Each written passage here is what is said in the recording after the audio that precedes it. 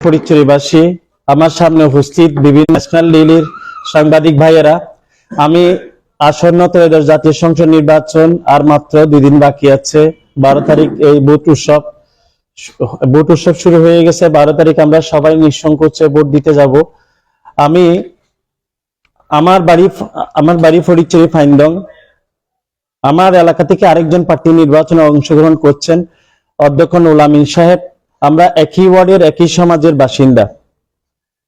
এখন আমি এতদিন ধরে আপনাদের সহযোগিতা পেয়েছি, শুরু থেকে আপনারা আমাকে সাপোর্ট দিয়েছেন, আমার নিউজ পরিবেশন করেছেন, একদম আপনারা নিজের উদ্যোগে নিউজ প্রচার করেছেন, আমাকে শুরু থেকে সহযোগিতা করে এসেছেন। আমি যেহেতু 11 দলীয় জোটের প্রার্থী নুরুল আমিন সাহেব একেবারে আমাদের সমাজের, এবং ওনার ভোটার আমার ভোটার অনেকাংশে একই হয়ে যাচ্ছে, ফলে ভোটারদের মধ্যে একটা কনফিউজিং এর কাজ করতেছে। আমি একেবারে শেষের দিকে এসে, যেহেতু উনি একজন যোগ্য প্রার্থী, সেই হিসেবে আমি ওনাকে আমার ফুল সাপোর্ট দিচ্ছি, সমর্থন জানাচ্ছি। আপনারা আমাকে আরো যারা প্রার্থী, আমাদের এখান থেকে আরো প্রার্থী নির্বাচনে অংশগ্রহণ করছেন, আমরা এতদিন আপনাদের সাথে ছিলাম।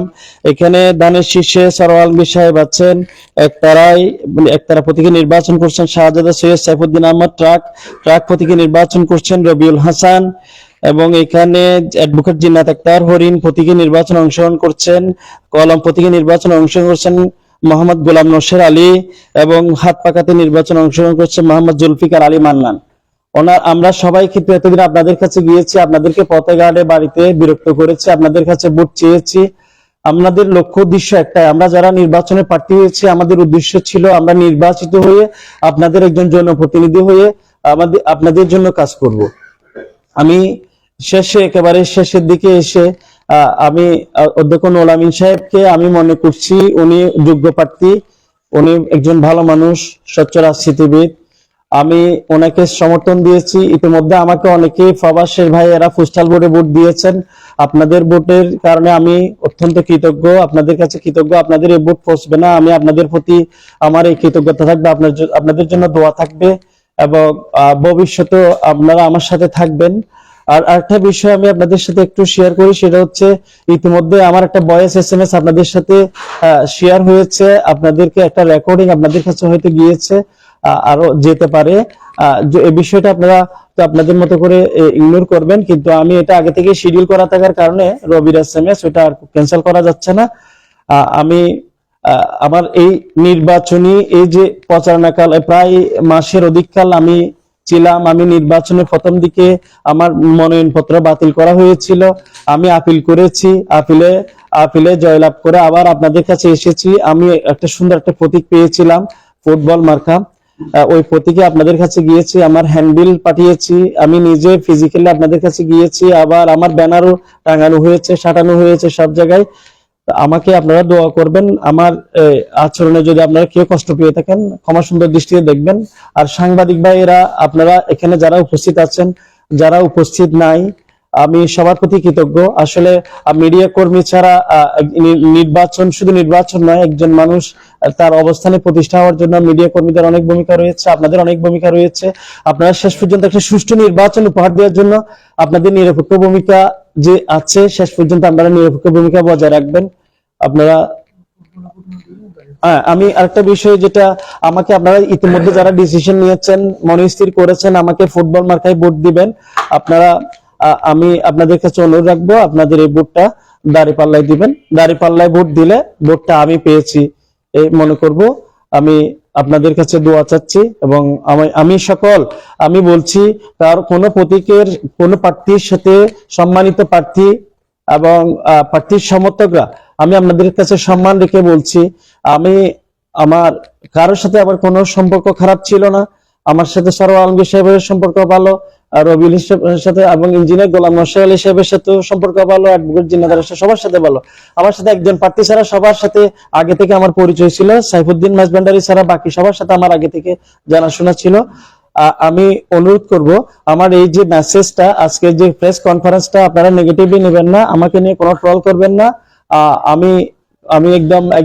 আমি ইনোসেন্ট একটা প্রার্থী ছিলাম, আমি বৃহত্তর স্বার্থে আমি আমার এই যে স্যাক্রিফাইস করেছি, আমি নুরুল আমিন সাহেবকে সমর্থন দিচ্ছি।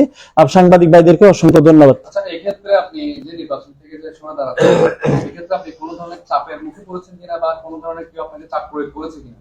না, আমি একেবারে স্বেচ্ছায় নিঃসংকোচে খুশি মনে আমি অধ্যক্ষ নুরুল আমিন সাহেবকে সমর্থন দিয়েছি, কারণ আমরা হচ্ছে একই সমাজের, এবং উনি চট্টগ্রাম বিশ্ববিদ্যালয়ে আমার বড় ভাই, এবং আমরা একই এলাকার।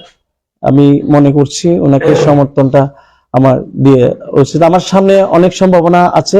আপনারা মিডিয়া কর্মীরা আমার সাথে থাকবেন, আমার সংসদীয় আসনে থাকবেন, সম্মানিত ভোটাররা থাকবেন।